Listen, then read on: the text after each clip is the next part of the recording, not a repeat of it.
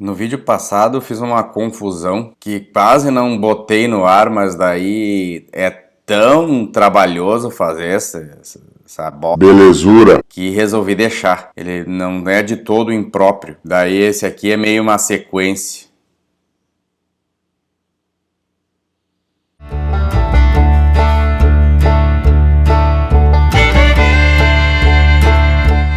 Eu cheguei até a cortar o cabelo para ver se eu consigo explicar melhor agora essa ideia dele aí. É que já é confuso. O Nietzsche ele já escreve confuso.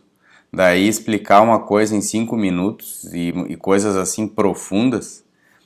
Então, vou até contar uma coisa.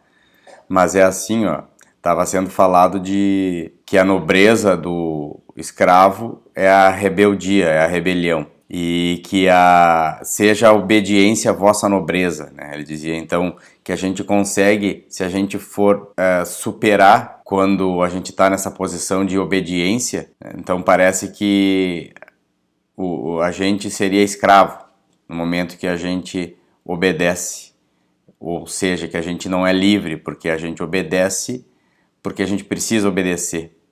Então ele está sempre fazendo essas engalfinhadinhas assim. Então a rebelião é a nobreza do escravo e todo mundo é um pouco escravo. Escravo do trabalho, escravo da rotina, escravo dos clientes, escravo da família, escravo do marido, escravo da mulher, do companheiro. Isso aí é meio que normal, né? Só que incomoda, uns mais, outros menos, mas a gente busca liberdade. O Nietzsche está sempre criticando colocando em outras perspectivas esses valores, essas crenças que a gente foi criando até agora. A gente tem a relação com os outros sempre permeando algum tipo de regra, de compromisso, de submissão ao outro, de obediência ao outro. Ninguém escapa. Então, é legal que a liberdade que tu pode criar no momento que ele diz que a gente pode fazer da obediência a nossa nobreza. Então, num nível de liberdade contigo mesmo, em relação às coisas da vida, em relação até inclusive essa questão de estar bem consigo mesmo, de estar esclarecido das coisas que importam e as coisas que incomodam, se for pensar, não são tão importantes assim. Claro que é fácil, né? Assim, se a gente se colocar naquela situação, vamos supor, tem um chefe otário e não gosta do meu chefe, não gosta do meu trabalho. Então, se eu fosse pensar na liberdade, na rebelião, eu vou mandar tudo a merda e vou sair daqui. Só que depois eu posso pensar que eu preciso do dinheiro, preciso do trabalho, e é o trabalho que eu tenho. E que esse chefe otário é apenas uma contingência aí que eu não preciso me afetar tanto com isso. Porque é isso, tu poderia pensar num grau de liberdade em relação a essas questões terrenas ou essas questões assim que poderiam afetar o nosso entusiasmo, mas que se tu for ver não são tão importantes assim. Uma outra parte desse capítulo, ele diz que a gente tem que viver uma vida de obediência e de guerra.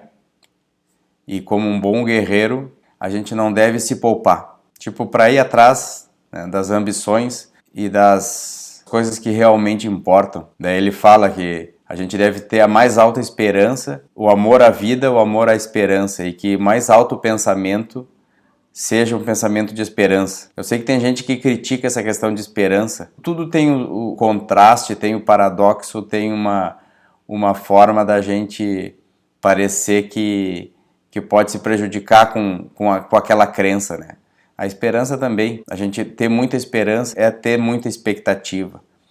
E se a gente não for esclarecido e não for um tanto quanto maduro e consciente das dificuldades que existem, a gente pode colocar muita esperança num sonho, em algo que a gente deseja, e no momento que isso cai por terra a gente se frustra e a gente não consegue mais seguir em frente. Mas o que o Nietzsche fala é colocar isso de uma outra forma, colocar de forma que a gente supere essas formas tradicionais de pensar aí.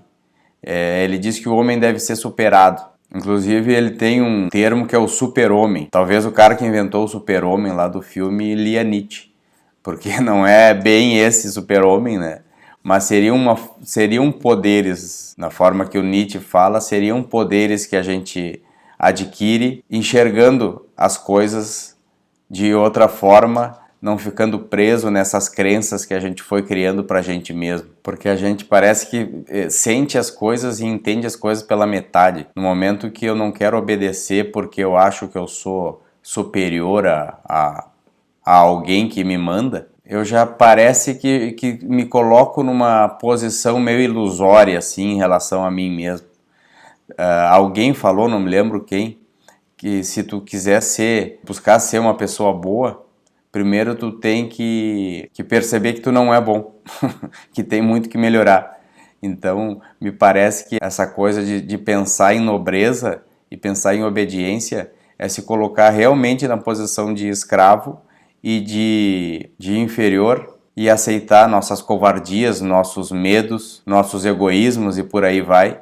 E a partir de que a gente aceita isso, daí a gente vai tentando se superar e chegar perto desse super-homem aí que não se abala frente às dificuldades. Eu acho que eu consegui colocar em outras palavras o que o Nietzsche falou, claro que sempre tendo cuidado de não conseguir explicar direito. Então tá, beijos, falamos. Não se esqueçam de dar o like e se inscrever no canal, se é que vale a pena.